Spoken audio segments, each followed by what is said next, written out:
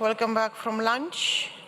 I'm looking forward to making good progress this afternoon on a number of matters under agenda item 4. I would like to announce the plan for plenary this afternoon. First, we will continue consideration on agenda item 4.0 on Mercury and the coming Montreal Global Biodiversity Framework. Then we will move to agenda item 5 on international cooperation and coordination. After that, we will reopen agenda item 4G on the review of the financial mechanism and consider CRP4 for adoption. Then we will reopen agenda item 4K on effectiveness evaluation to consider the outcomes of the Friends of the President group. Before we adjourn today, I also propose to come back to agenda item 3 on rules of procedure to consider again my proposal to defer the matter to COP6. I hope that the plan for this afternoon is clear. Now, let us please resume our consideration of agenda item 4.0 on Mercury and the coming Montreal Global Biodiversity Framework. I note support by parties to the draft decision as contained in document 20 with a need for some adjustments. I would like to request now the Secretariat to read the proposed amendments to the draft decision, and let me please remind you that the Conference of the Parties now enters in decision-making mode. Secretariat, you have the floor. Thank you, Madam President. I will, with your indulgence, I will read just the changes, and the first change is the addition of a new paragraph, and that would be an additional paragraph coming after the current paragraph 2 that would read, welcomes the Bern meetings initiated by Switzerland to support synergies between relevant multilateral environmental agreements, including the Minamata Convention. I'll read again slower. Welcomes the Bern meetings initiated by Switzerland to support synergies between relevant multilateral agreements, including the Minamata Convention.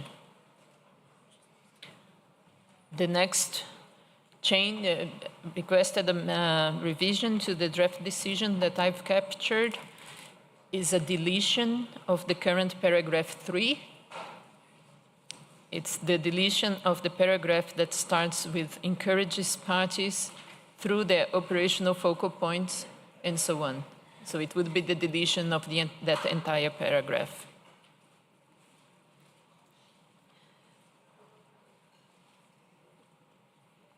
The next set of changes that I have are in paragraph 5, which is the paragraph that begins with notes the absence, and it's towards the end of the paragraph. I will read the paragraph entirely in a second, but first let me just introduce the changes, the proposed changes, and that would be in the 4th line of the paragraph, after the Kunming-Montreal Global Biodiversity Framework, there is a word there, to include, and that would be replaced by to review proposals for an additional headline indicator. And then it continues unchanged. And then under target 7 remains unchanged, to cover highly hazardous chemicals, and so on until the end. So now I will read the entire paragraph slowly. Notes the absence in the monitoring framework for the Kunming-Montreal Global Biodiversity Framework of indicators against which progress towards reducing the overall risk of highly hazardous chemicals could be measured, and invites the ad hoc technical expert group on indicators for the Kunming-Montreal Global Biodiversity Framework to review proposals for an additional headline indicator under Target 7 to cover highly hazardous chemicals and a component indicator related to mercury. And with this, I conclude the changes that I've captured from the earlier plenary session. Thank you, Madam President. Thank you very much, Secretariat.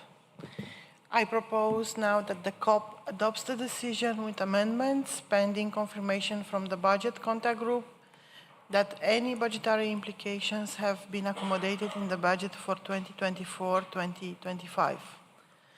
Are there any objections? Okay, I see 3 parties on my list. I'm going to give the floor first to Saudi Arabia, followed by European Union. شكرا السيدة الرئيسة. إن وفد بلادي. Thank you, Madam President. The delegation of my country believes in the importance of drawing a distinction between the UNEP and UNFCCC processes. This is essential to ensuring efficiency. Minamata's convention deals with the life cycle of mercury and its compounds, whereas the UNFCCC deals with the reduction of emissions and adaptation. This means that both processes can continue distinctly and separately, given the degree of specialization and flexibility necessary. It also enables the various frameworks to address the environmental challenges that are unique to them without there being any overlapping between both processes. Thank you. Thank you very much, Saudi Arabia. European Union now, followed by Canada. Muchas gracias, señora. Thank you very much, Madam Chair. We wanted to have some clarification on the paragraph that was told to us would be eliminated by the Secretariat. We wanted to be clear which paragraph exactly would be deleted. Thank you.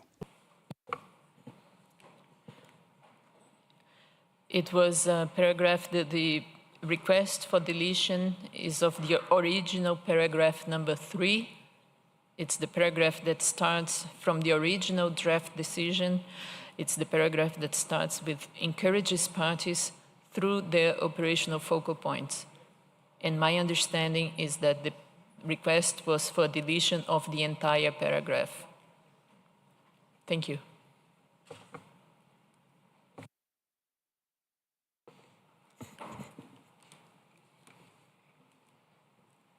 You have the floor. Muchas. Thank you. I appreciate that explanation. Would it be possible to have an explanation as to why there's a proposal to delete that paragraph, please?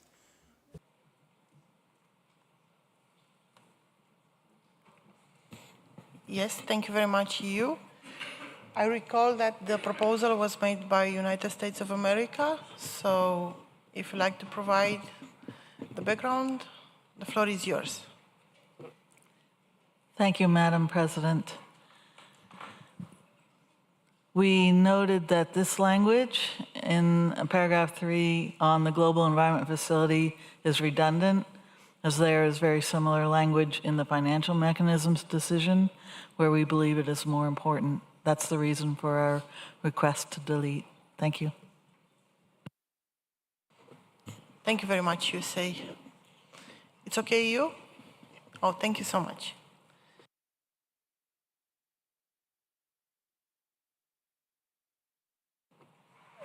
Canada, now you have the floor. Thank you, Madam President.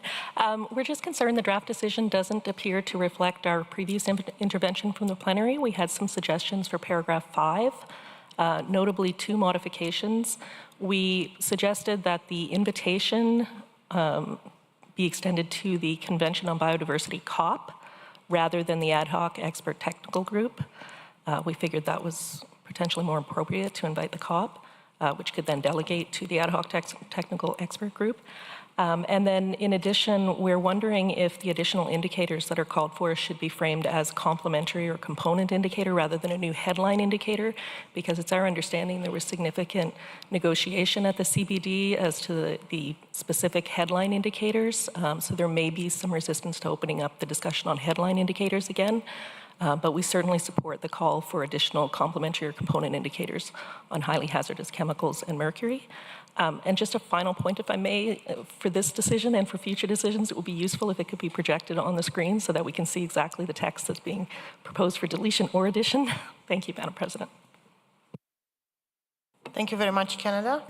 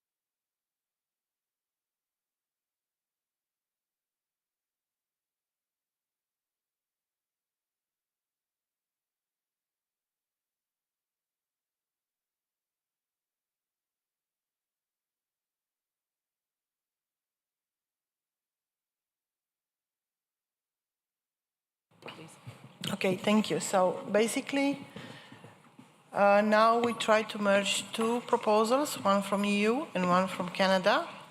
And I would like to ask the Secretariat to read the text that we have now with these two proposals merged.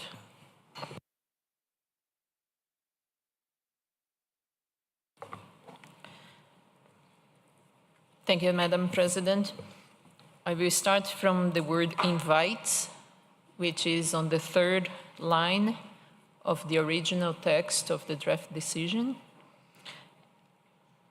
and making an attempt here to merge, as the President indicated, the two proposals. It would be invites the Conference of the Parties to the Convention on Biological Diversity to review proposals for additional indicators under Target 7 to cover highly hazardous chemicals and mercury.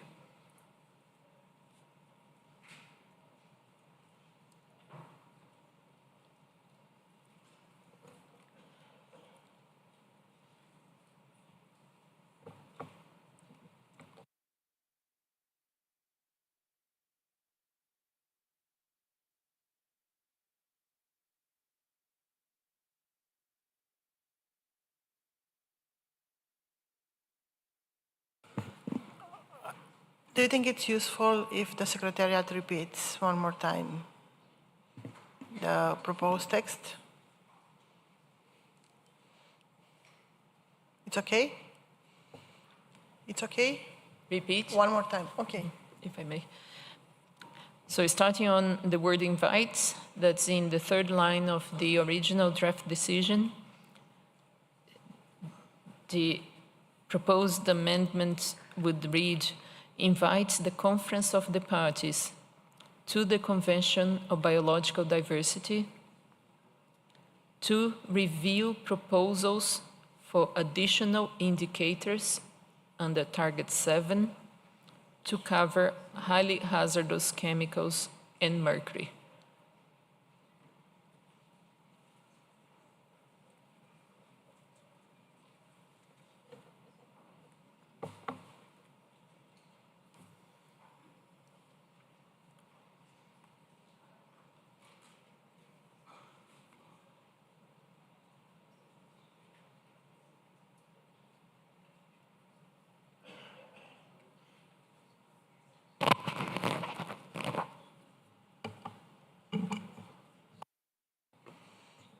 Okay, I have two parties requesting for the floor. First is Islamic Republic of Iran, followed by Bahrain. You have the floor. Thank you, Madam President. We need some time to check the suggestion, and we're wondering if we can have enough time to actually elaborate the suggestion. Thank you. Thank you, Iran. Bahrain.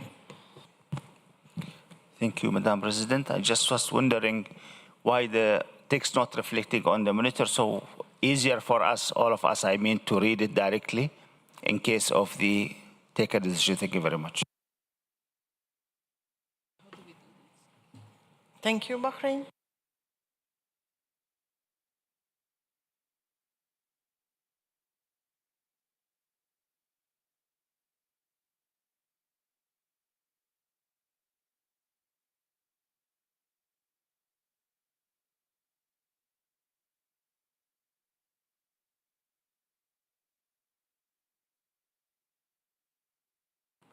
Yes, we will try to send now to be projected, so in a couple of seconds it will be on the screen.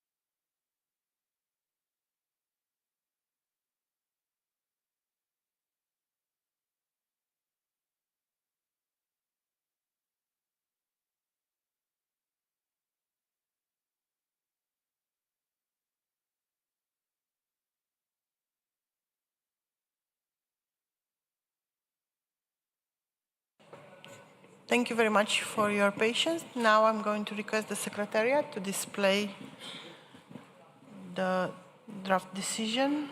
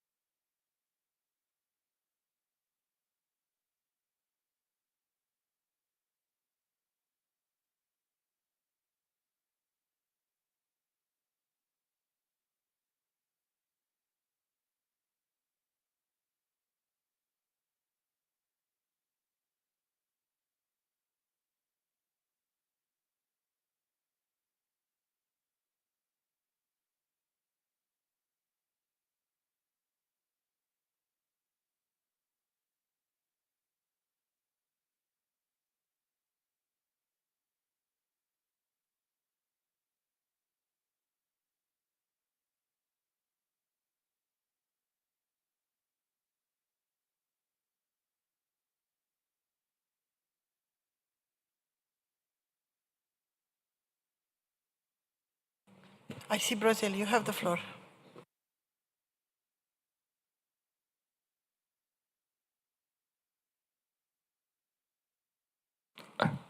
Yes, thank you, Madam President. We are just reflecting on the proposed deletion of paragraph number 3, which encourages parties through their operational focal points of the JEF and so on and so forth. I do see the point that it might be redundant with the decision on the financial mechanisms. However, I see at least two differences. The first is that the decision on the financial mechanisms, it's a command from the COP to the JEF, whereas this decision is not a command, but an encouragement from the COP to the parties. The second difference is that the decision on the financial mechanisms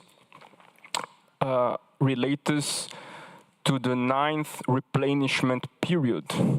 And this decision mentioned specifically the new Global Biodiversity Framework Fund, which is not mentioned in the other decision. And furthermore, even if it's covered, if just it is redundant, I think we could live with some redundancy for the sake of reinforcing the relationship of the effects of mercury pollution on biodiversity, since that's the main point of this decision. I'm glad to hear more, but as of now, I remain unconvinced of the reasons for this deletion. Thank you. Thank you very much, Brazil. I have Canada on my list. You have the floor. Thank you, Madam President. Canada appreciates that you have incorporated the changes that we have suggested, and we are pleased to see that. We do, however, also request that from now on, if draft decision text could be projected on screen such as this, because it really helps us to understand what we're agreeing to. And in addition to that, if you could show the changes from the original UNEP document version in revisions mode, that would be even more helpful. Because now it's hard to see the difference between this version and what was originally posted on the COP5 website. Thank you. Thank you very much, Canada.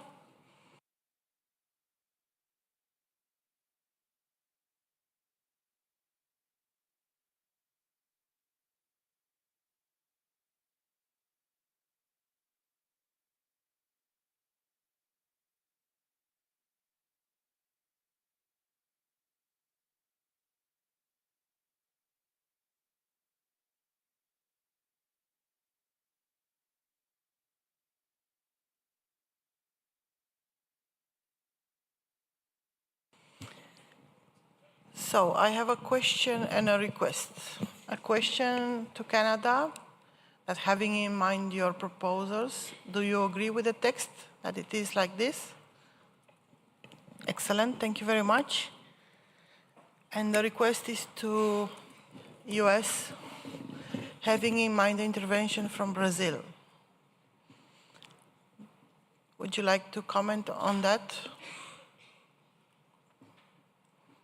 You have the floor, US.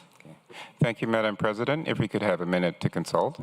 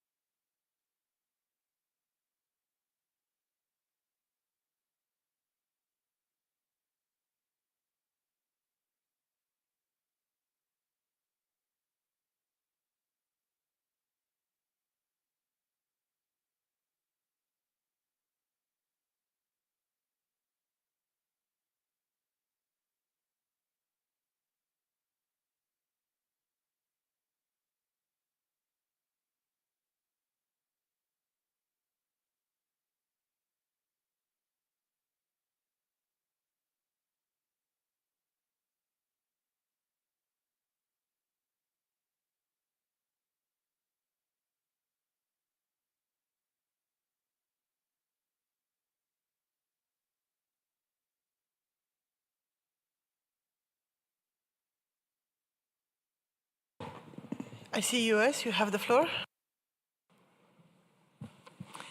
Thank you, Madam President. If we could, we would like to put this in brackets, and we need to do a little bit more consultations, and can get back to you as soon as we can. Yes, thank you.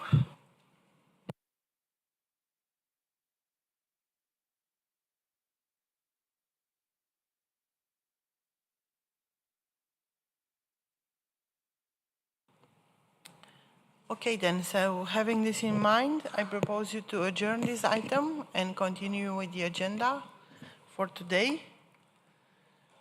And we move on to agenda item 5 on international cooperation and coordination. The Secretariat prepared 2 working documents on this agenda item. Document 21 on international cooperation and coordination, and document 22 on cooperation and coordination between the Secretariats of the Minamata Convention on Mercury and of the Basel, Rotterdam, and Stockholm Conventions, and 2 draft decisions. INF documents 29 to 33 contain information on activities carried out by various organizations and bodies under their respective mandates, which are relevant to Minamata Convention, as shown on the screen. I invite now the Secretariat to introduce first document 22 on cooperation and coordination between the Secretariats of the Minamata Convention on Mercury and of the Basel, Rotterdam, and Stockholm Conventions. Secretariat, you have the floor. Thank you, Madam President. Document 22 on cooperation and coordination between the Secretariats of the Minamata Convention on Mercury and of the Basel, Rotterdam, and Stockholm Conventions provides an update on the cooperation between the 2 Secretariats on relevant administrative, programmatic, technical, and technical assistance issues and contains a draft decision. The note is complemented by a joint report prepared by the Secretariats of the Basel, Rotterdam, and Stockholm Conventions and the Minamata Convention on cooperation and coordination between the 2 Secretariats in areas of mutual interest, set out in INF document 28. Thank you. Thank you, Secretariat. I would like now to take interventions on document 22 on cooperation and coordination between the Secretariats of the Minamata Convention and of the Basel, Rotterdam, and Stockholm Convention. But first, I would like to call on the Executive Secretary of the BRS Conventions, Rolf Payet, to present the joint report on cooperation and coordination between the Secretariats of the Minamata Convention on Mercury and the Basel, Rotterdam, and Stockholm Conventions. You have the floor. Thank you very much, Madam President. Madam Executive Secretary, distinguished delegates, ladies and gentlemen, it's my pleasure to address you today during the 5th meeting of the Conference of the Parties to the Minamata Convention and attest to the excellent cooperation and relationship between the Basel, Rotterdam, and Stockholm Conventions and the Minamata Convention. In a world where the environmental crises of climate change, biodiversity loss, and pollution are deeply interconnected and reinforcing each other, there is a need to be united and also for us to advance integrated solutions. Any multilateral efforts under the Minamata Convention greatly benefits the Basel, Rotterdam, and Stockholm Conventions, and vice versa, allowing progress in tackling the global pollution crisis. Any actions taken by the chemicals and waste community, especially since the last meeting that we had in Bonn, to reduce pollution will contribute to address biodiversity loss and support resilience to future climate change.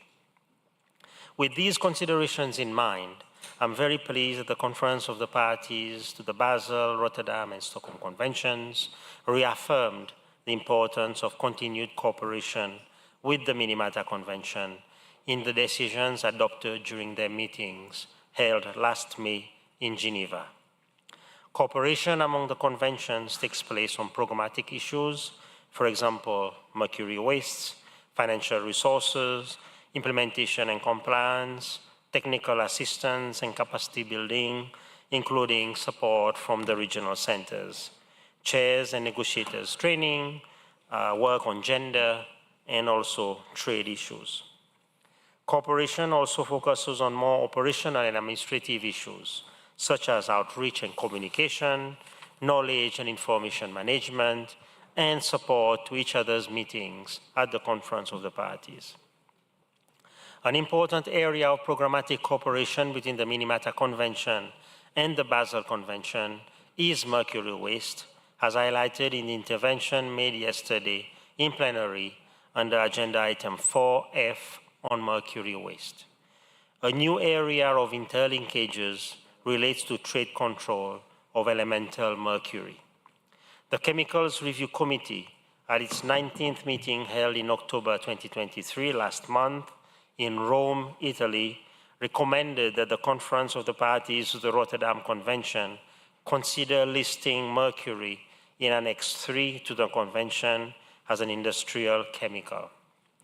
While Annex 3 to the Rotterdam Convention lists mercury compounds such as pesticides, elemental mercury is not currently listed in Annex 3 to the Convention. The recommendation for listing, along with the respective draft decision guidance document, which is yet to be prepared and finalized in September 2024, are expected to be considered by the Conference of the Parties to the Rotterdam Convention at its next COP in 2025. The BRS Secretariat and the Minamata Convention Secretariat have also continued to enhance their cooperation with a view to highlighting the contributions of the conventions to broader environmental agendas, such as linkages to the Kunming-Montreal Global Biodiversity Framework and with the climate change upcoming COP28.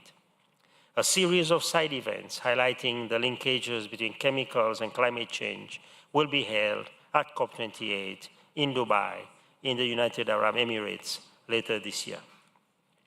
Moreover, parties to the Basel, Rotterdam, and Stockholm Conventions have requested the Secretariat to assess and identify ways in which the conventions contribute to tackling biodiversity loss.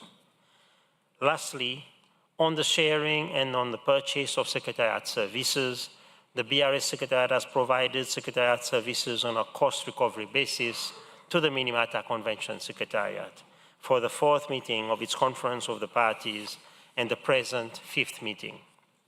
The Minamata Convention Secretariat provides support as well to the BRS Secretariat for the organization of the meetings of the conferences of the parties to the Basel, Rotterdam, and Stockholm Conventions in 2022, as well as in 2023.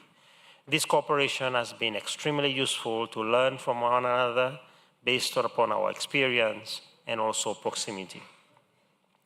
The cooperative activities undertaken between the two secretariats, as well as an outline of future cooperation between the secretariats, are set out in the joint report submitted to the present meeting in document INF/28. Thank you very much for your attention. Thank you, Madam President. Thank you very much for this close, collaborative, and collegial collaboration among the two secretariats. Now, I would like to open the floor to hear views on the presented document on cooperation and coordination between the secretariats of the Minamata Convention and of the BRS Conventions, including the draft decision regarding this matter. I will give the priorities to parties first, then I will move on to observers. First on my list, European Union. You have the floor. Muchas gracias, señora presidenta. Thank you very much, Madam Chair, and good afternoon, dear colleagues.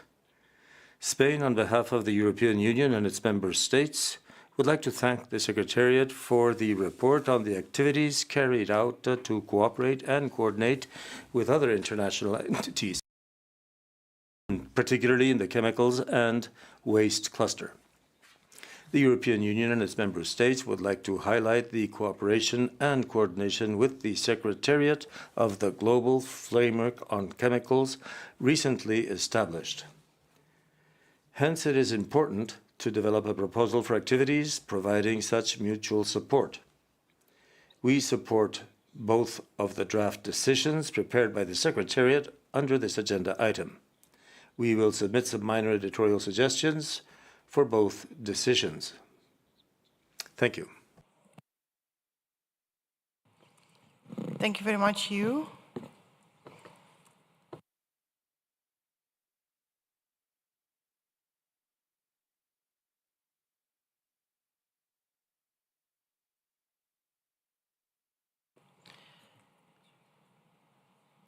EU, I have no other request for the floor. So taking this into consideration, do you think you can actually name the editorial changes that you like to have it? Thank you very much. When you are ready, you have the floor.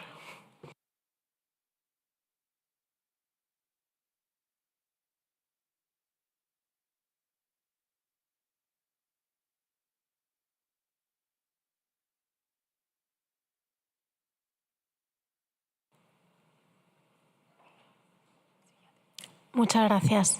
Con respecto Thank you very much, Madam. As regards the first decision, the proposal of the EU and its member states is to reflect the new chemicals framework name and to introduce that language. the global framework on chemicals for a planet free of harm from chemicals and waste, as well as the Bonn Declaration. And it will continue by the International Conference on Chemicals Management at its 5th session and calls on the parties to take into account the strategic objectives and targets of the framework.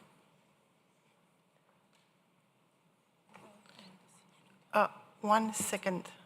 Now we are talking only about 22. And your reference is to decision 21, document 21.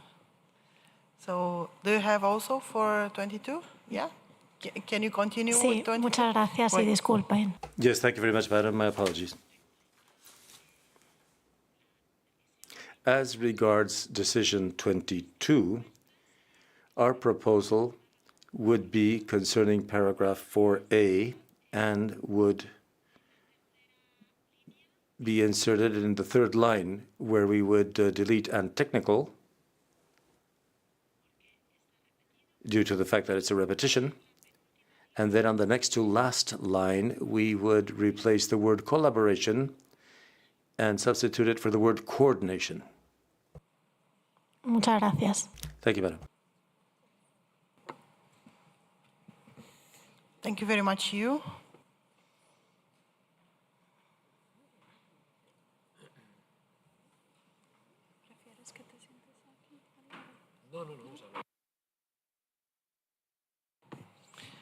Thank you very much.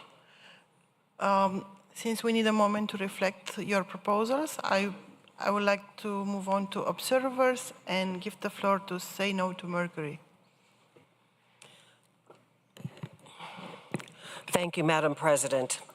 Evidence-based, peer-reviewed scientific studies have unequivocally established that mercury dental amalgams pose significant lifelong health risks with zero benefits and are not safe. The far-reaching negative consequences of their continued use on human health and the environment are incalculable. The situation demands urgent attention and immediate action that will need to be used with international cooperation. This outdated practice perpetuates constant environmental contamination through various pathways, such as burial, cremation, human waste, and most importantly, ASGM activities. These alarming facts have prompted worldwide support for a global ban on this known neurotoxin. Many developing countries with populations exceeding more than 100 million have already taken the progressive step demonstrating that a complete phase-out is feasible and necessary worldwide. The commitment by the European Union to ban mercury dental amalgams by 2025 holds significant weight due to the diverse economic realities of EU member states. Even the WHO has acknowledged the feasibility of such a ban. This leaves us questioning why developed countries like the United States, Canada, Australia, and the UK have not yet enacted similar bans. After all, viable mercury-free alternatives like art have been used successfully for over 3 decades. The WHO's lack of promotion of art, despite being instrumental in its development and implementation, raises concerns about its stance on the continued use of mercury dental amalgam. Given the established negative impact, the precautionary principle should dictate immediate action. 21st century dentistry calls for a transformation utilizing many innovative approaches like art, biomimetic medicines, and setting the new standard of care. This biological approach has yet to prove viable and well documented. As mercury dental amalgam is the only product in the treaty directly implanted in the human body, international cooperation and coordination to a global ban on this toxic material is imperative in achieving the goal of Make Mercury History. Every delegate representing their countries will live with this legacy of their actions for the rest of their lives. The time to act is now. Make Mercury History. Thank you, Madam President. Thank you very much. Say no to mercury. I've noticed that I have a party requesting the floor, but before doing that, I would like to remind you all that we are now discussing Decision 22, the cooperation between the Secretariat of Minamata Convention and BRS conventions. So with this in mind, US, you have the floor. Thank you, Madam President. I think that we had the same issue that our colleagues from the European Union had, where we were looking at the wrong document. So I will withdraw my request. Thank you. No problem. Thank you.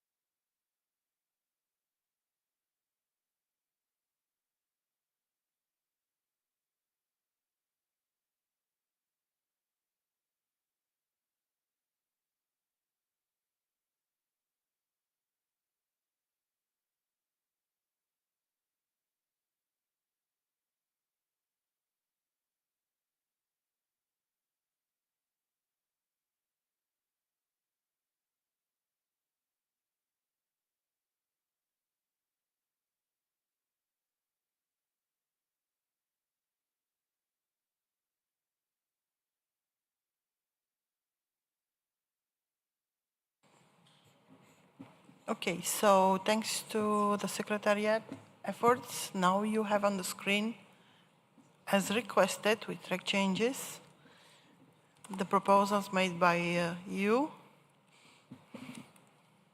I'm going to give you 1 minute to take a look.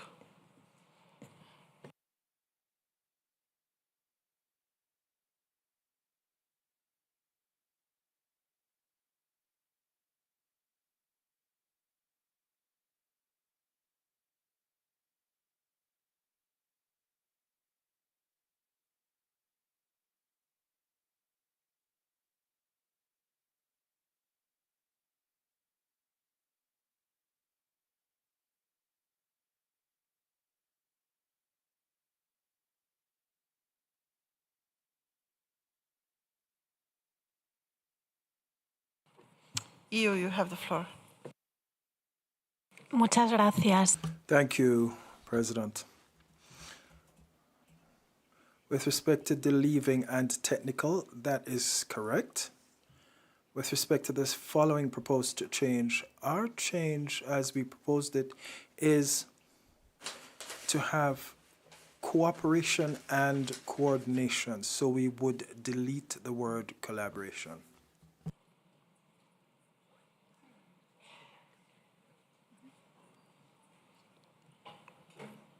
Thank you, EU. Muchas gracias. Thank you.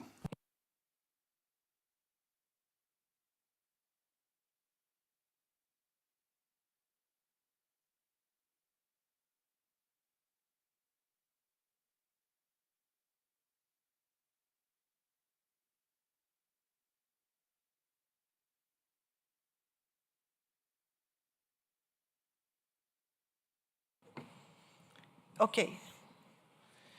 Good. So, having this in mind,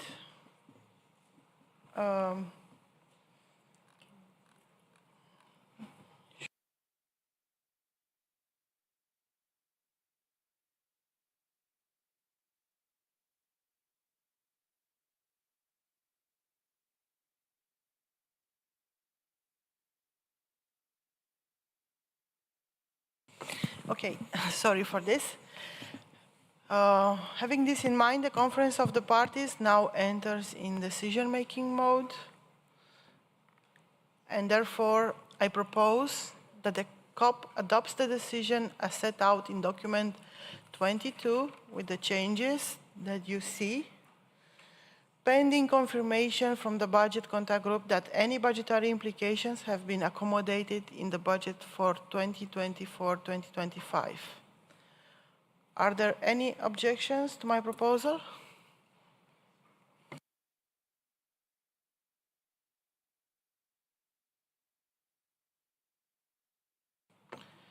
Seeing none, it is so decided.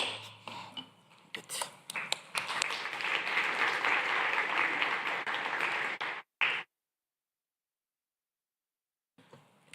Perfect, thank you very much. And now I would like to invite the Secretariat to introduce document 21 on the international cooperation and coordination. Secretariat, you have the floor. Thank you, Madam President. Document 21 provides information on activities undertaken by the Secretariat to cooperate and coordinate as appropriate with other entities, particularly in the chemicals and waste cluster. Document 21 also refers to information provided by various organizations and bodies regarding activities carried out under their respective mandates, which are relevant to the Convention. The draft decision contains bracketed text related to the International Conference on Chemicals Management at its fifth session, ICCM 5, as the decision on the adoption of the framework for the second sound management of chemicals and waste beyond 2020 had not yet been taken at the time the document was finalized.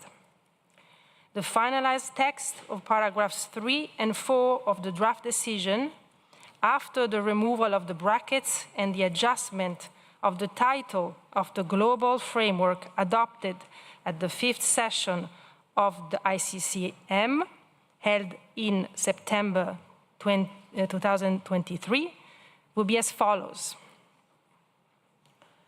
Also welcomes the adoption of the global framework for chemicals for a planet free of harm from chemicals and waste by the International Conference on Chemicals Management at its fifth session, and calls on parties to take into account the strategic objectives and targets of the framework in their actions to implement the Minamata Convention.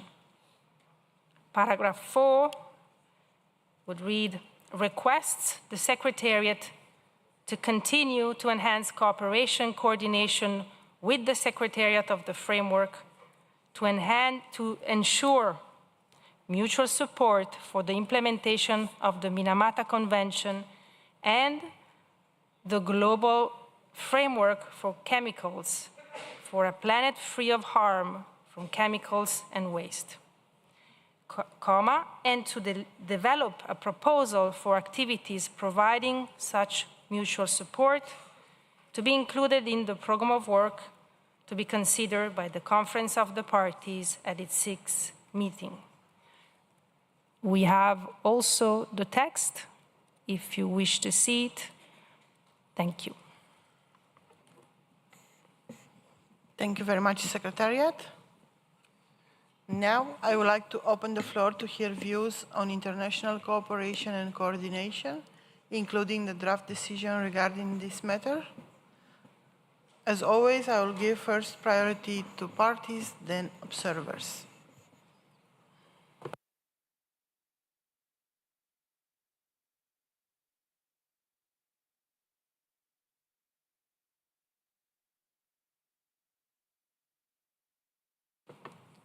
First on my list, US. You have the floor. Thank you, Madam President. I will say on the last intervention, we're good students, and we went down the list of numbers in order. So now that we're at 21, just a small editorial comment in the edits, which we find acceptable.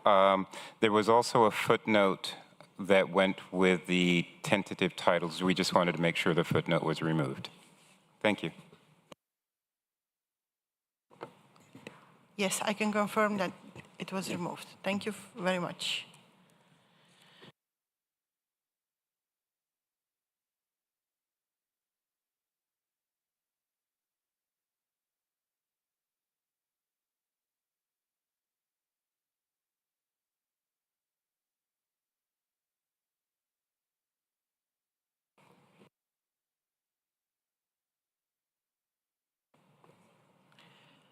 Since I don't see any other parties wishing to take the floor,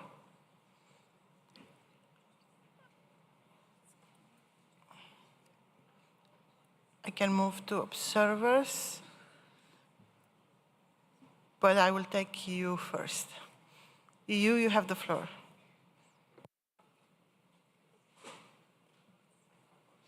Muchas gracias. Thank you very much. We would like to ask whether it would be possible to see the text on screen.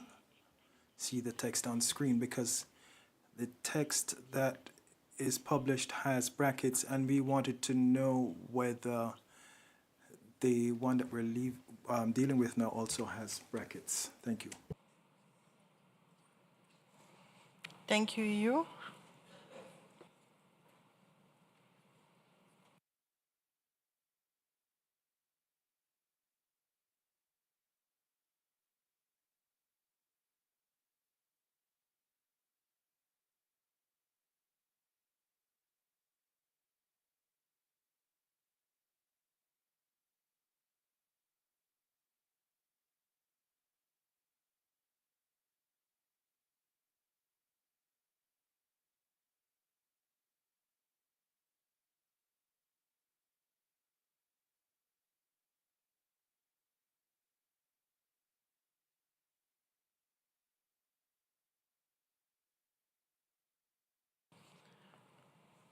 So as you can see, the brackets were removed and the new name of the framework was introduced.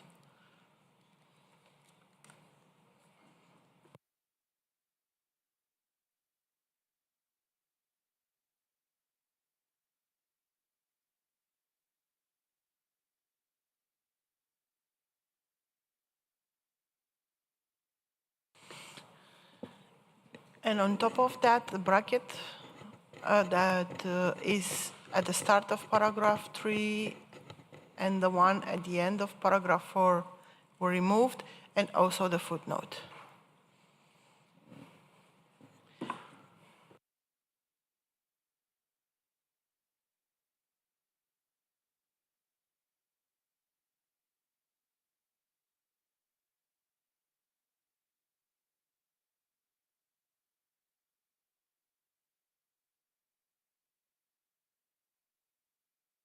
Yes, you have the floor. Muchas gracias, señor. Thank you very much, Madam President. Paragraph 5 has the word cooperation repeated. So our understanding would be it should be cooperation and coordination. Además, And in addition, in paragraph 3, we would be grateful if you also insert the bond declaration. muchas gracias. Thank you. Thank you.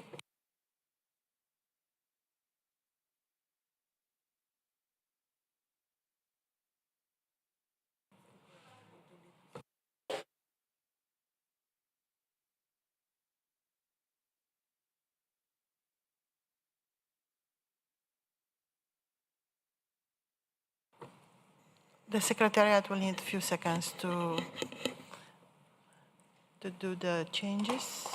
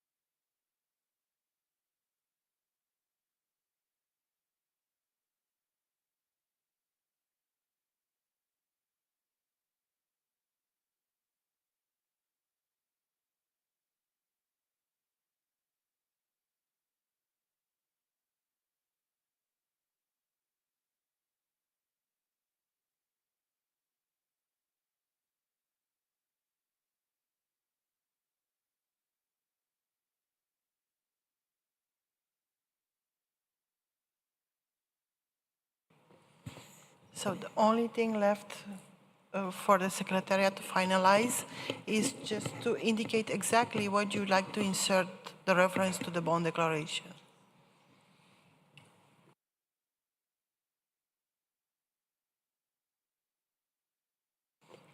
You have the floor, you. Muchas gracias, señora. Thank you very much, Madam President. Our proposal would be to include in paragraph 3,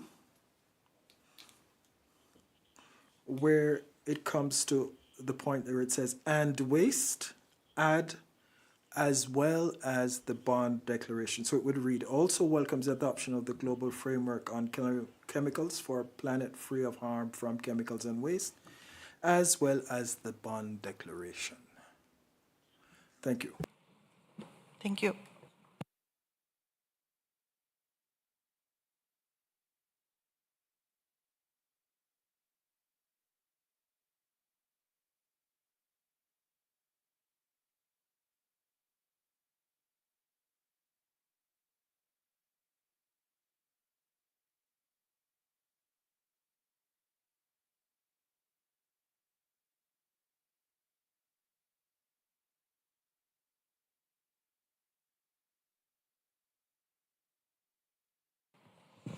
So you have now the text with the latest changes proposed by the EU in paragraph 3 and in paragraph 5. Is this new text reflects what you proposed? Excellent. I see Bahrain. You have the floor.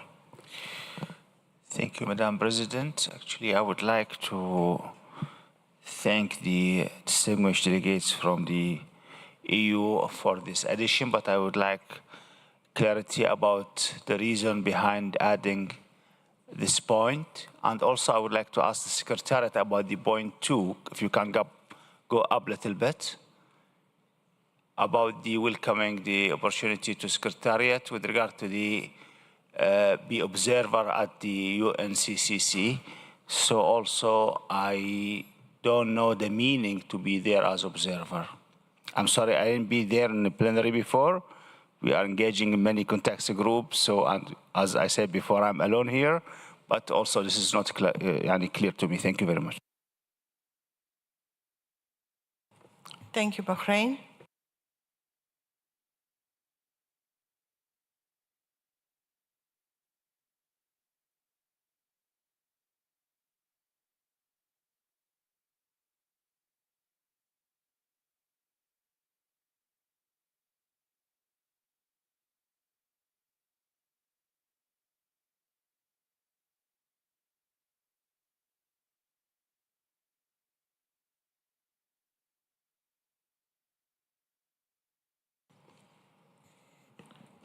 Okay, so having in mind the comments made by distinguished representative of Bahrain, I would like to go as they were asked. So maybe first to the EU to explain the insertion of the reference to Bonn Declaration, and then I will come back for the second question. So when you are ready, you have the floor. Muchas gracias. Thank you very much. The rationale behind the EU and its member states' desire to include the Bonn Declaration in the text is because what we're dealing with here is a political agreement within the framework of the global framework for chemicals for a planet free of harm from chemicals and waste. And our understanding is that if we were to include it, it would expand the framework to the framework that we are dealing with here in the paragraph. Thank you very much. Thank you very much, EU.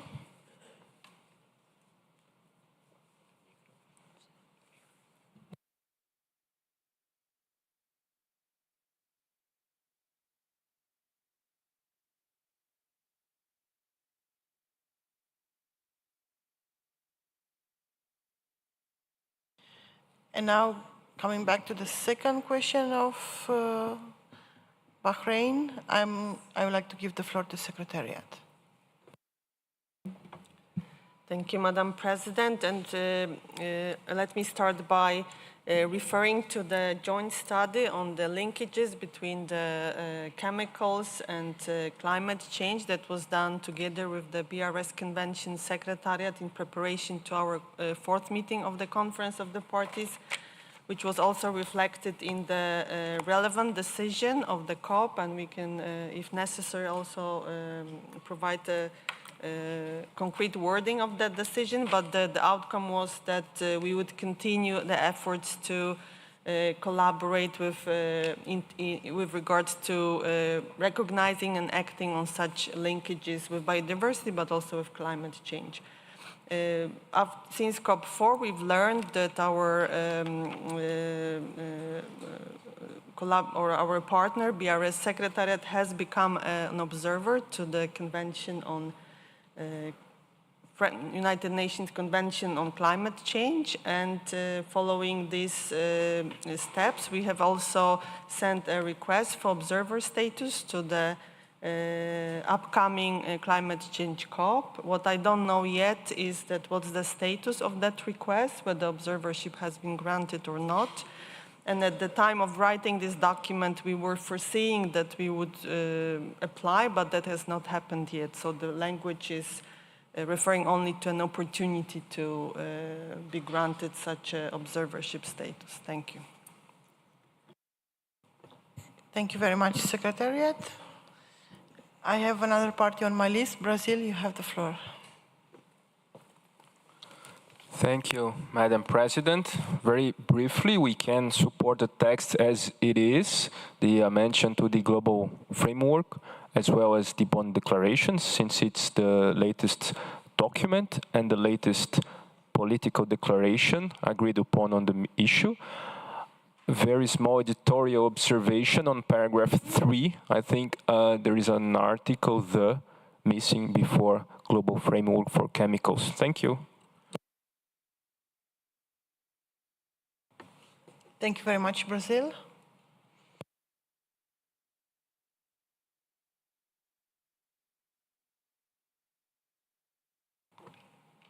With your comment in mind, the Secretariat will make the change. And I have on my list only observers. So in this sense, I'm going to open the floor for them, and I will start with UNEP. UNEP, you have the floor. Thank you very much, Madam President.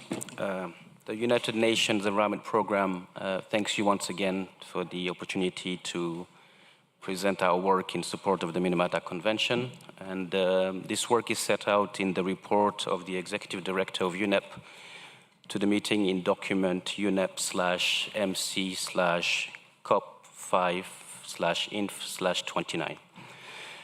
The report of the Executive Director highlights the activities undertaken by UNEP in relation to the work with the Minamata Convention Secretariat and to the decisions adopted by various meetings of the Conference of the Parties to the Minamata Convention. On the programmatic collaboration between UNEP and the Minamata Convention Secretariat, the report provides information on a wide range of activities that support the implementation of the Convention. First, I would like to highlight UNEP's leadership role in the implementation of the Global Mercury Partnerships, which gathers over 235 stakeholders committed to protecting human health and the environment from the impacts of mercury and reducing its global environmental releases. UNEP is the lead agency of the Planet Gold Program 8. This program aims to develop innovative models to support artisanal and small-scale gold miners in providing their livelihoods while reducing mercury use, in improving their livelihood, while reducing mercury use. The program also focuses on formalization, access to finance and international market, technology transfer and knowledge management, as well as communication to achieve a sustainable reduction of the mercury used by the sector. I'd like to also mention the technical assistance and capacity building on the environmentally sound management through the special program on institutional strengthening as adopted by UNEA Resolution 5.7 that extends the duration of the special program for 5 years to support institutional strengthening at the national level for the implementation of the Minamata Convention. We have likewise been collaborating on cross-cutting issues between UNEP and the Convention. Continuous consultations and collaboration are regularly taking place to facilitate programmatic cooperation based on UNEP's medium-term strategy 2022-2025 and relevant UNEP sub-programs such as the Chemicals and Pollution Action, Science Policy, and Environmental Governance. On the collaboration on cross-cutting aspects between UNEP and the Secretariat of the Minamata Convention, the report of the Executive Director highlights tools and approaches that support the implementation of the Convention, including the UNEP-hosted Infomia platform. The report further outlines UNEP's regional cooperation, including work on mercury flow analysis and monitoring projects. The project supported by the government of Japan assists 12 countries in the areas of information exchange, Article 7 of the Convention, awareness and education, Article 18, and research, development, and monitoring, Article 19 of the same Convention. Madam President, I'm pleased to inform you that UNEP is coordinating the implementation of a European Commission-funded program called ACPMEAs, which addresses challenging environmental issues in the African, Caribbean, and the Pacific regions.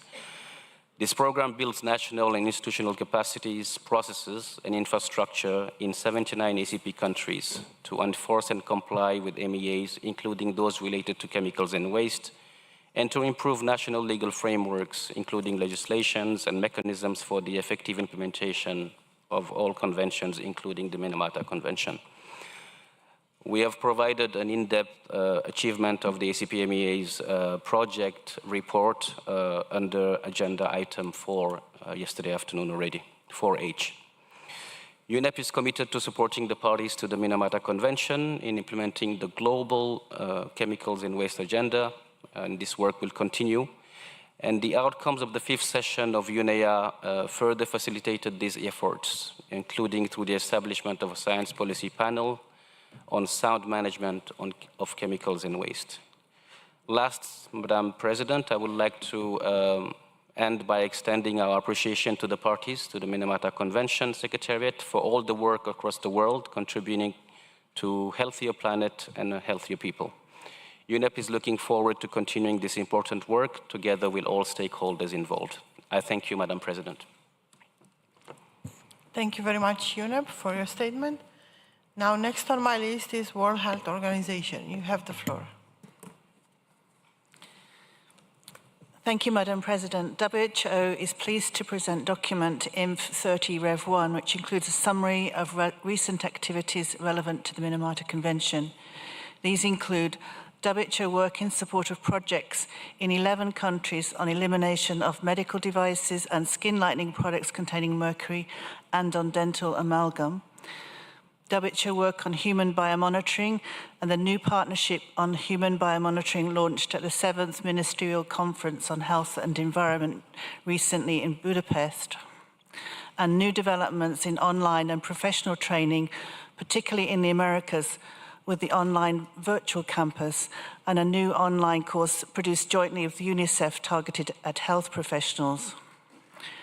Regarding dental amalgam, the survey report presented yesterday presented important information on the progress already being achieved by countries and the possibilities that exist to phase out dental amalgam further.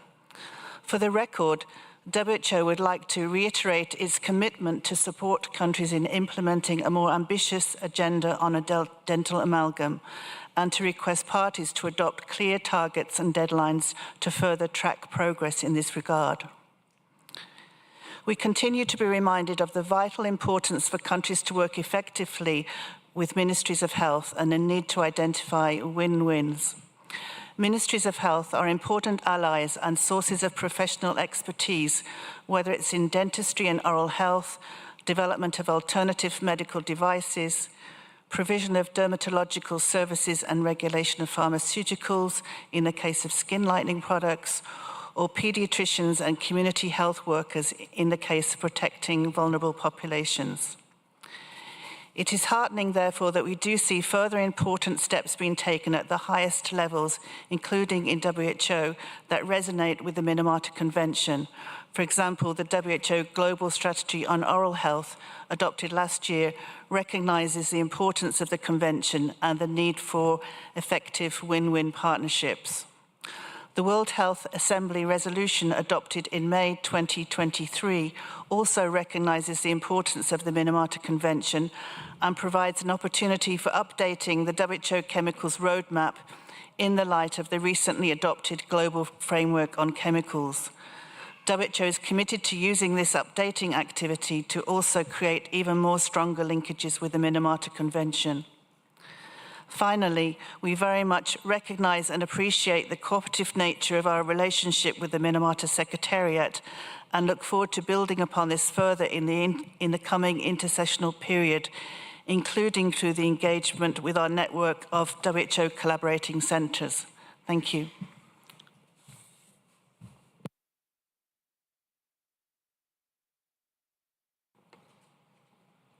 Thank you very much, WHO. Next on my list, I have ILO. Thank you, Madam President. Collaboration between the International Labour Organization and the Minamata Conference of Parties is based on Article 16, related to health aspects. Detailed information on ILO's full contribution can be found in INF 30. Madam President, the ILO has long recognized the risks posed by mercury, with mercury poisoning identified as one of the very first occupational diseases included in the ILO's official list of occupational diseases already in 1925, almost 100 years ago.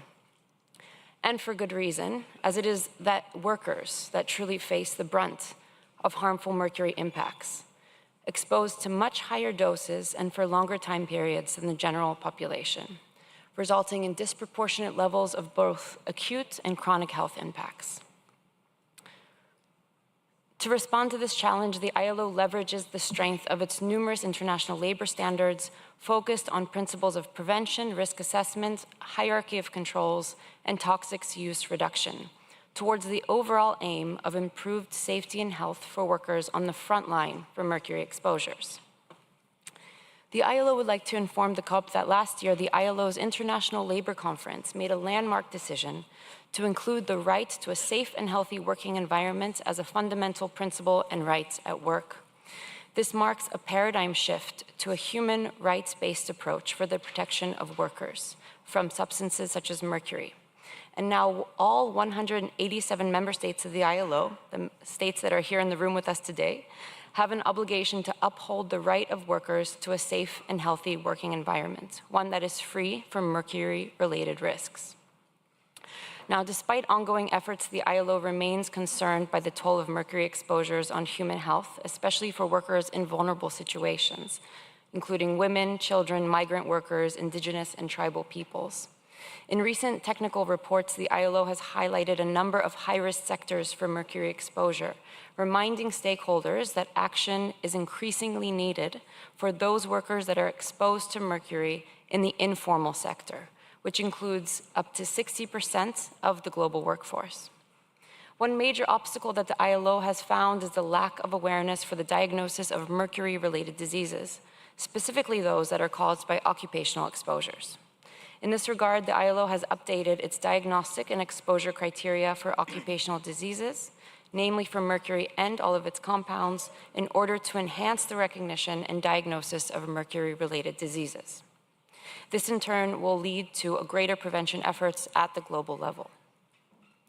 On this 10th anniversary of the Minamata Convention, the ILO has reflected on the progress made and the challenges that lie ahead, and would like to highlight to the COP the critical importance of multi-sectoral engagement.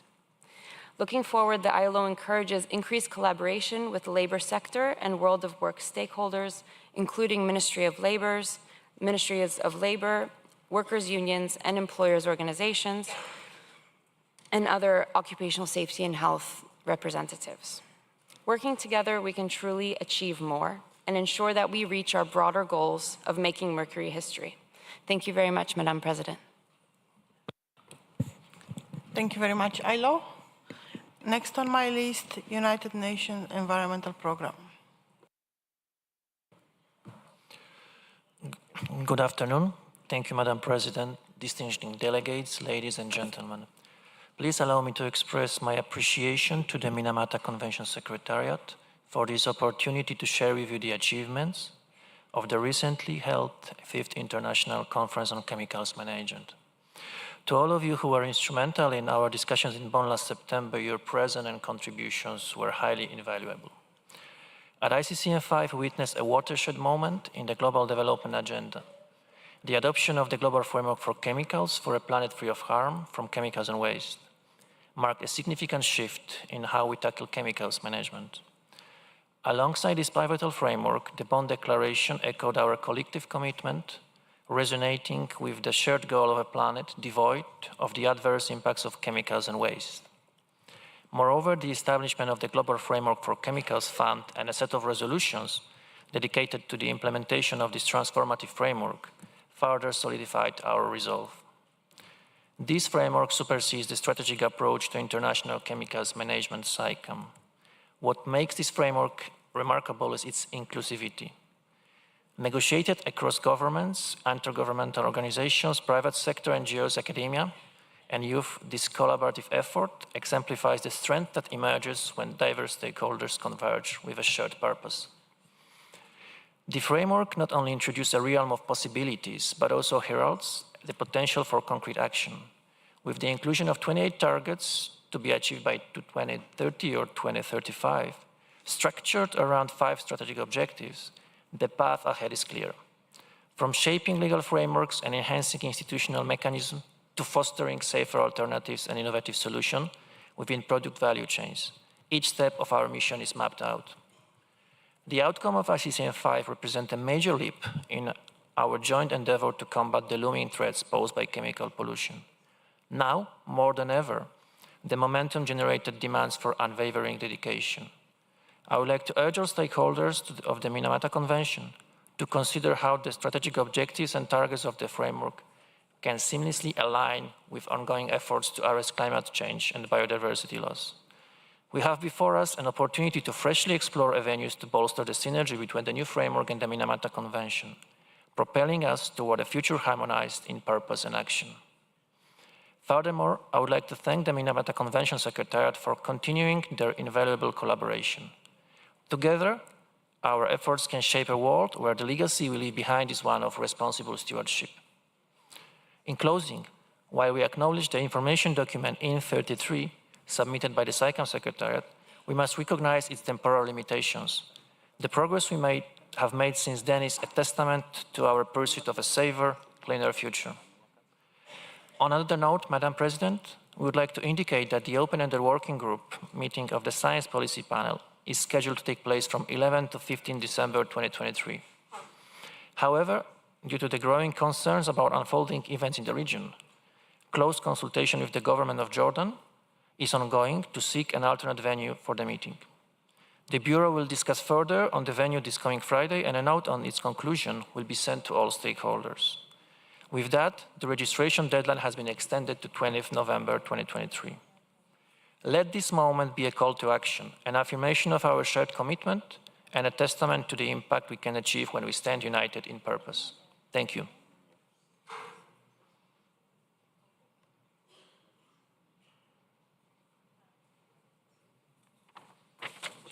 Thank you very much for your intervention. I'm moving on and giving the floor to Office of the High Commission for Human Rights.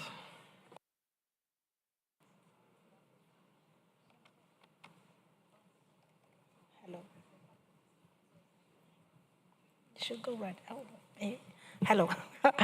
Thank you, Madam President, for the opportunity to address the Conference of the Parties on behalf of the Office of the UN High Commissioner for Human Rights. Exactly 10 years ago, the Minamata Convention was adopted.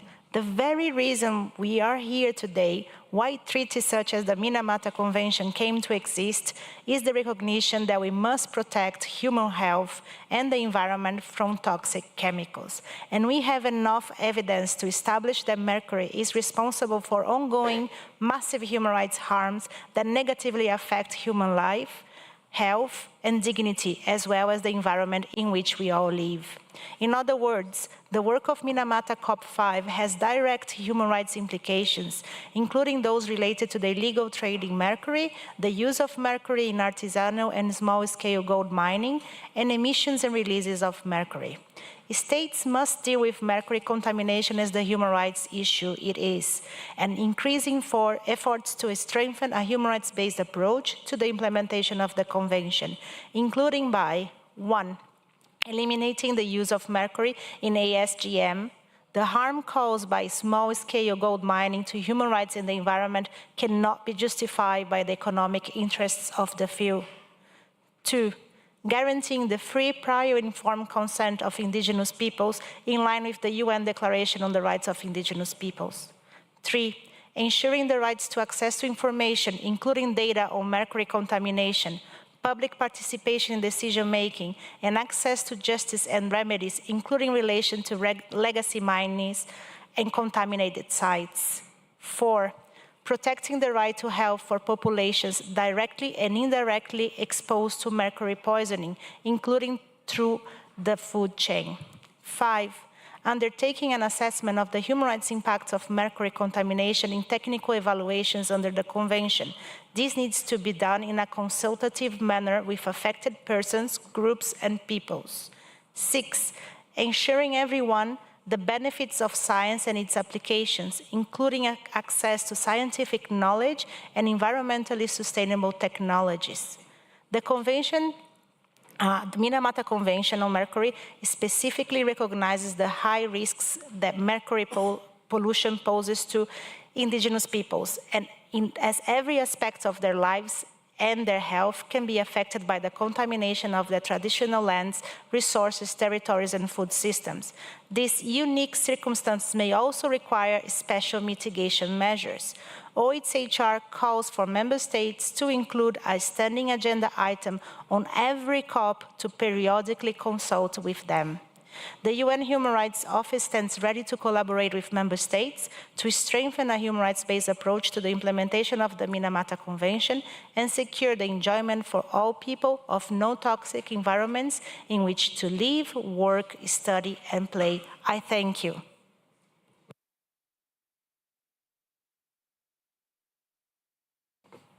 Thank you very much for your statement. Next on my list, Global Mercury Partnership. You have the floor.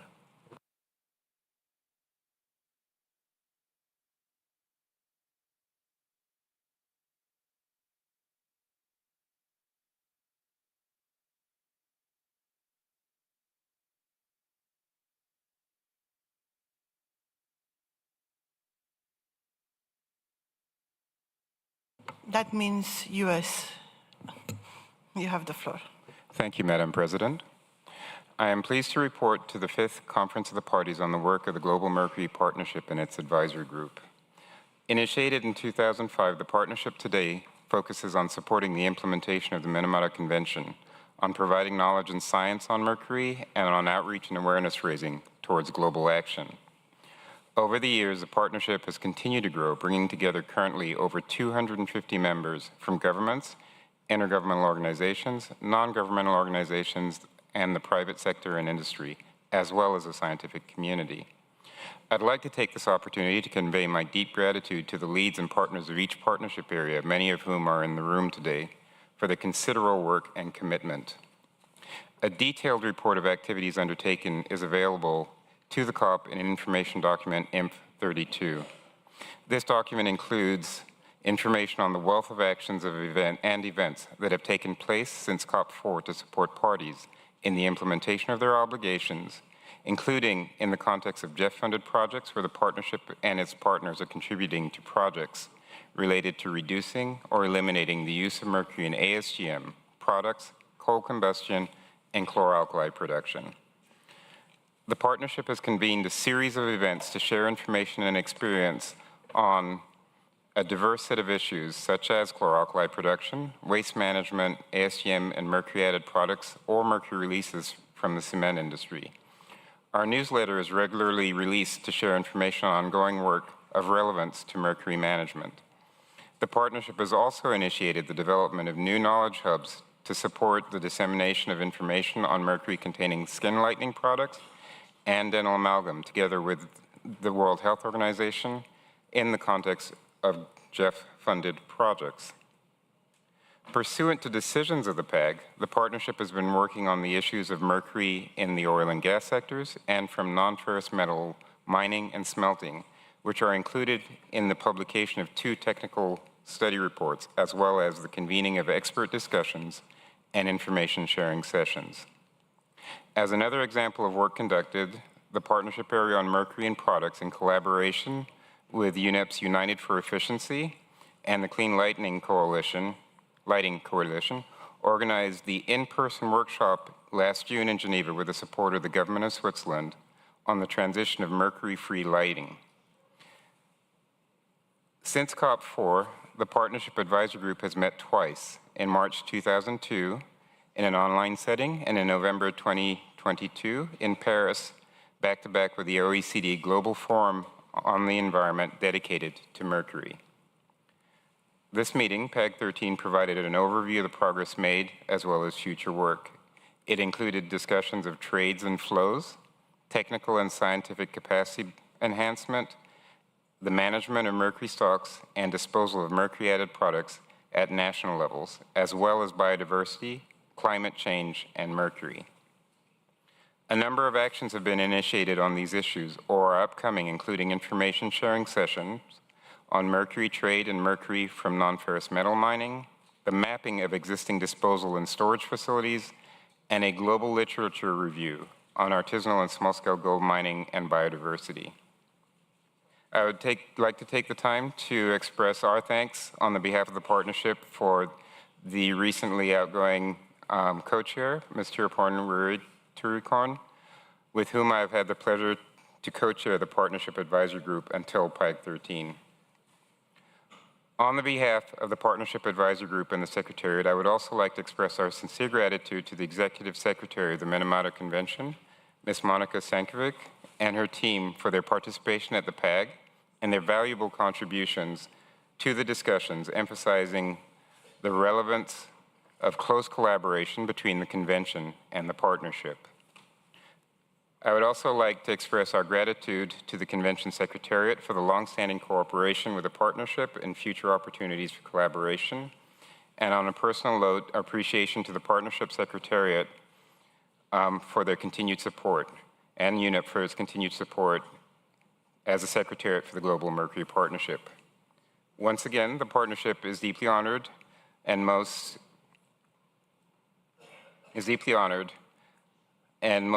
welcome to the COP for guidance on any areas where further collaboration may be welcome and stands ready to join forces. We stand at the disposal of delegations who may be interested in learning more about the Global Mercury Partnership or may wish to become a member, and sincerely thank you for your attention. Thank you, Madam President. Thank you very much. Next on my list, I have Special Rapporteur on Toxics and Human Rights. Please, you have the floor. Muchas gracias. Thank you very much, Madam Chair, for giving me the floor. I am deeply honored to have the opportunity to address the fifth session of the Conference of the Parties of the Minamata Convention on Mercury. As regards the special procedure of the Human Rights Council, this recent year gave me the opportunity to present to that council a thematic report on the subject of mercury, small-scale gold mining, and human rights. The process that brought about the report involved extensive consultations with representatives of indigenous peoples, with experts from civil society and academia, mining cooperatives, among other sectors. I would like to express my thanks to the number of parties here at the Minamata Convention who actually sent in written reports to contribute to the process and who later actually took the floor during their interactive dialogue at the Human Rights Council. I would also like to express my gratitude and underscore the value of all of the inputs that I received from the Minamata Convention Secretariat. There have been various events and fora where I've had the opportunity to address, along with Secretariat representatives, the issue and problems of small-scale gold mining and human rights. In my report, I provide a detailed report of the negative impacts that impact human rights in the area of small-scale gold mining. For example, in my document, I include a number of major injustices and abuses in human and environmental rights as suffered by indigenous peoples exposed to mercury due to the contamination of the rivers where they fish and drink and wash themselves and use the water for cooking.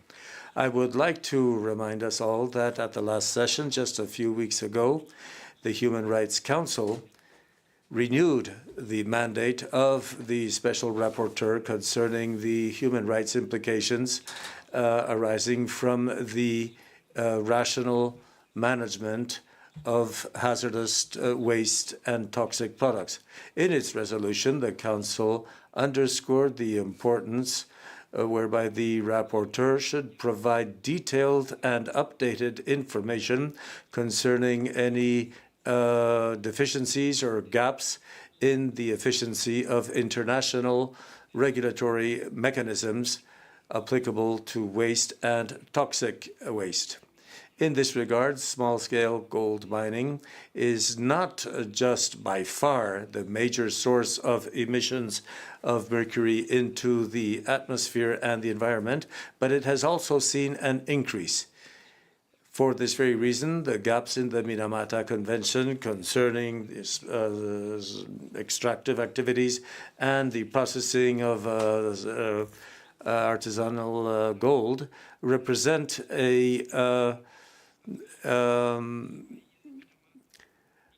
serious threat to the hope, whereby we hope that Minamata will not repeat itself, and also our hope that all of these negative impacts would be actually make Mercury history. All of these data pertain to small-scale gold mining, including the data from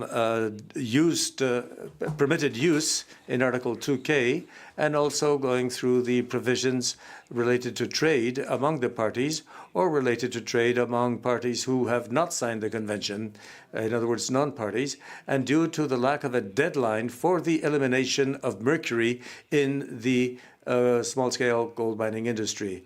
I would like to put before this Assembly the need to move forward on the thematic report on small-scale gold mining and human rights. There are some recommendations that suggest amendments to some of the Convention's articles and to its Annex C, whereas other recommendations involve measures that can be applied at a national or regional basis. To conclude, Madam Chair, as rapporteur, I am willing to provide anybody interested with technical assistance and further advice to state parties or any other stakeholders concerning the application of the recommendations that I have just alluded to. Thank you very much, Madam Chair.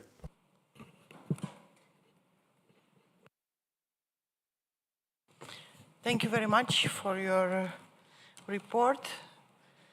So I have 3 more requests for the floor, and in the interest of time, it will be highly appreciated if your intervention will be useful to be as short as possible. Sorry, I am getting tired. So first, I will give the floor to UNITAR, and IOMC will follow next.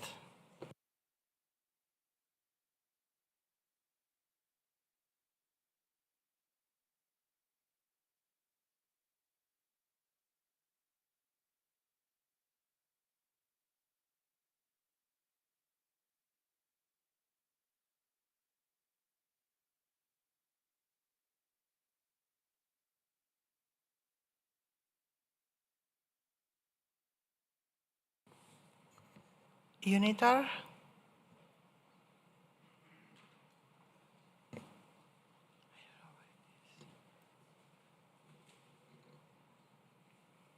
Hello?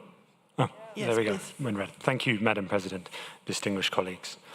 Over the last 9 years, UNITAR has received ongoing support from the Government of Switzerland to assist countries in ratifying and initiating implementation activities for the Convention.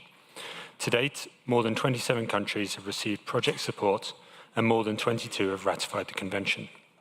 Additionally, UNITAR has actively promoted the ratification of other chemicals-related agreements, providing a broad approach to chemicals and waste issues. As part of these activities, UNITAR has developed materials that can be used by any interested party, namely videos and presentations suitable for other trainers. UNITAR has also worked closely with the Minamata Convention Secretariat and key experts on related training activities. UNITAR, at the institute level, has created a fund to address pressing sustainable development issues, including those on chemicals and waste, focusing on least developed countries. One example of this work is the development, in close cooperation with the MSP Institute, of a gender roadmap related to mercury management in ASGM in Ethiopia.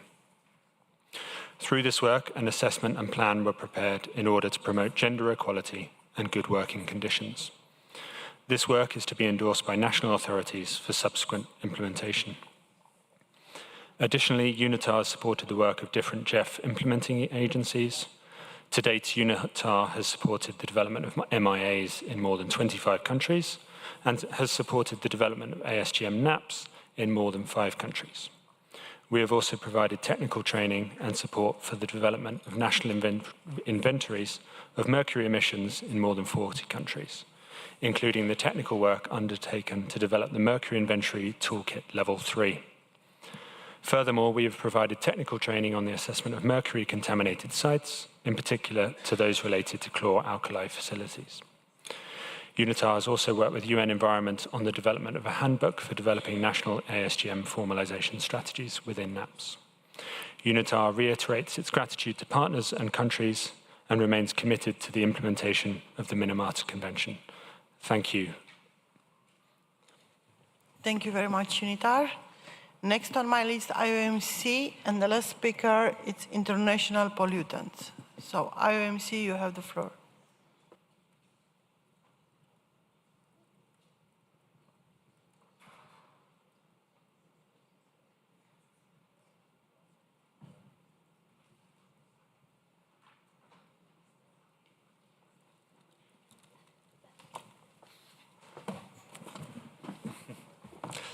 Hello. Sorry, it's me again at a different flag. Thank you again. This time I would like to make an intervention on behalf of the IOMC Mercury Group, which includes IOMC participating organizations, as well as the involvement of the Secretariats of the Minamata Convention and the Global Environment Facility. The activities of the IOMC Mercury Group to support implementation of the Convention are referred to in Meeting Document 21, Section E, as prepared by the Minamata Convention Secretariat, and for specific participating organizations, including documents prepared by UNEP, ILO, and WHO. To supplement this, I would like to highlight the cooperation and coordination among the members of the Mercury Group, representing a variety of sectors, in implementing key activities to support the Convention. Most recently, in-depth discussions took place during a technical session, the third in a series, on mercury emissions and releases. A future session is planned to consider waste-related issues and building on previous sessions covering ASGM and trade. With 2023 marking the 10th anniversary of the Convention, it becomes increasingly important to support the parties in fulfilling the obligations of the Convention to reduce the health and environmental impacts of mercury. The challenges of addressing mercury require multi-sectoral collaboration at the country level. The IOMC therefore plays a crucial role in coordinating technical support to countries from the IOMC organizations, which bring a range of sectoral and other expertise. A major highlight of this is the Planet Gold programs, funded by the GEF, led by UNEP and implemented as a collaborative effort with UNDP, UNIDO, and other partners. IOMC participating organizations have worked with countries and stakeholders in a wide range of projects, and we will continue our efforts to support the objectives of the Convention. Thank you, Madam President. Thank you very much, IOMC. Now I'm giving the floor to international pollutants. Merci, Madame la Présidente. IPEN appuie le secrétaire. Thank you, Madam Chair. IPEN supports the Secretariat in its efforts to continue and to strengthen efforts to collaborate with the WHO and ILO to support the efforts of parties geared towards implement those aspects of the Convention that are linked to health, especially by using the relevant guidelines of the WHO and the ILO.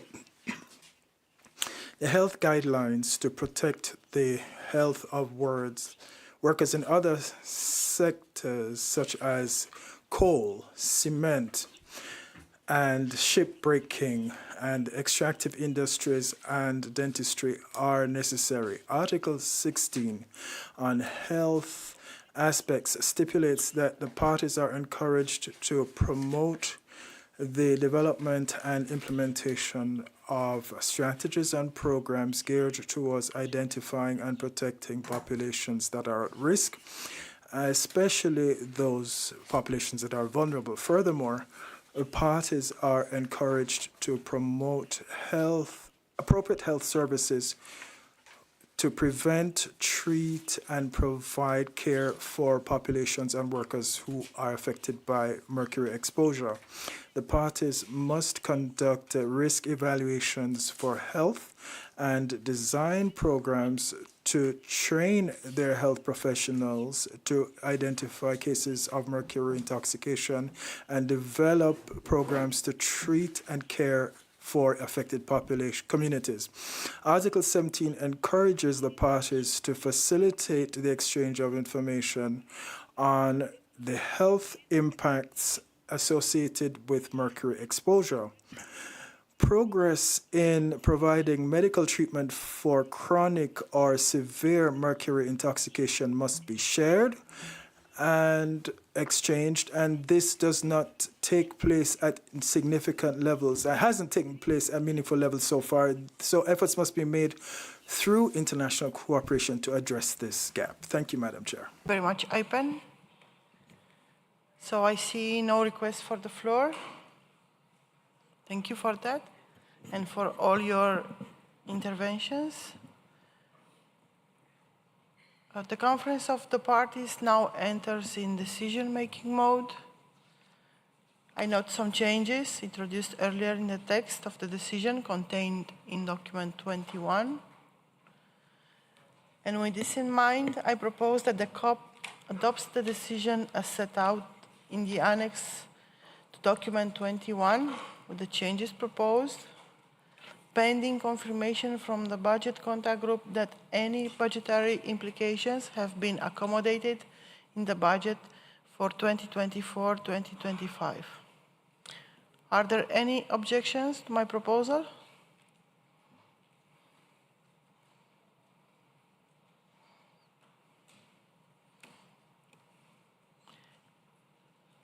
Seeing none, it is so decided.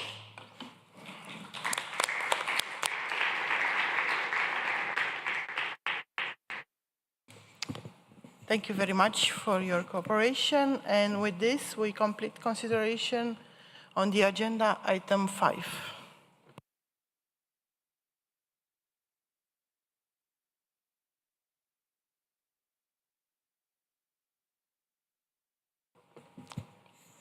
But before we proceed with our agenda, I would like to check with the USA if they have reached a conclusion regarding paragraph 3 of the draft decision on the Calming Montreal Global Biodiversity Framework.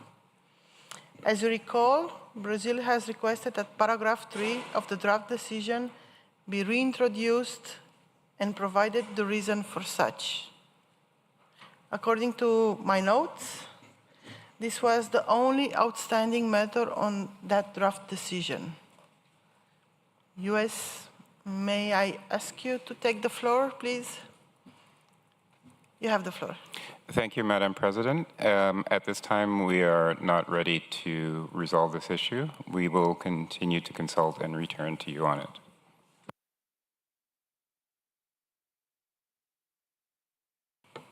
Thank you, US.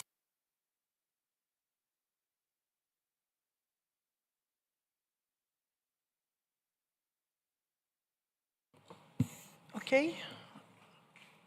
Now, I would like to propose you to reopen agenda item 4G, financial resources and mechanisms. The CRP4, containing the draft decisions on review of the financial mechanism, was uploaded to the password-protected area this morning. I trust you had time to review it. And now I will take up the CRP4.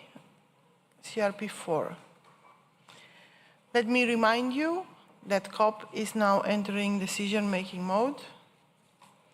This item was very well discussed on Monday, and the Secretariat has revised the draft decision based on the input received. The Program of Work and Budget Contact Group has already reviewed this draft decision. Therefore, I propose to you that the COP adopts the decision. Are there any objections to adopting this decision?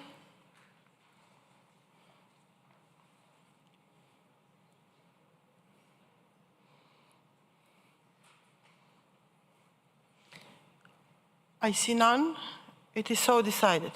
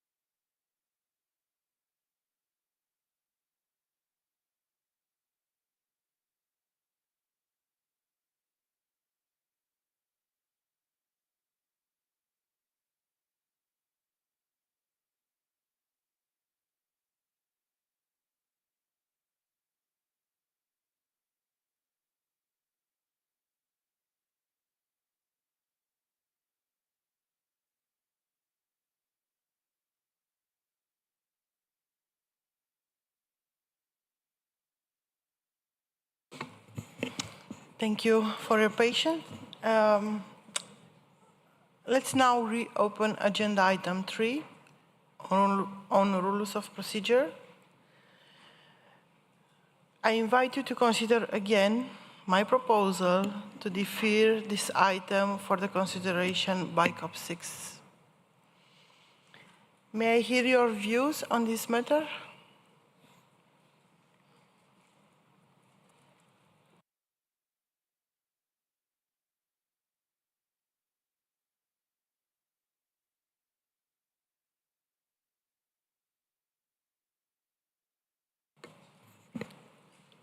I see Nigeria. You have the floor. Thank you, Madam President. I think on Monday, my delegation raised the issue to discourage the culture of perpetual postponement of agenda items with unresolved issues to subsequent COPs. However, noting that most parties will prefer the deferment of these agenda items, my delegation therefore agreed to the deferment to the next COP. We, however, hope that the next COP will take a bold step and address this agenda item. Thank you for your attention. Thank you very much, Nigeria.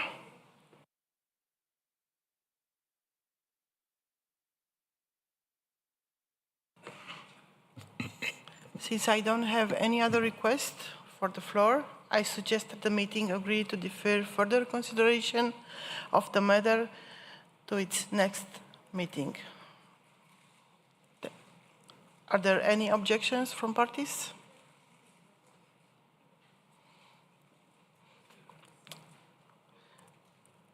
I see none, so it is so decided. Thank you very much.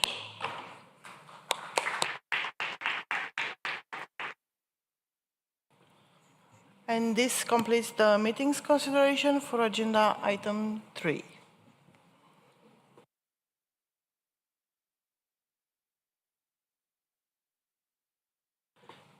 Distinguished delegates, thank you very much for this very interesting and productive afternoon session. We will continue tomorrow with remaining agenda items. The Bureau will inform you on the schedule before regional meetings. And we will hear from facilitator for Friends of the President of Effectiveness Evaluation tomorrow morning. And with this, I adjourn the meeting until tomorrow, 10 a.m. Thank you very much.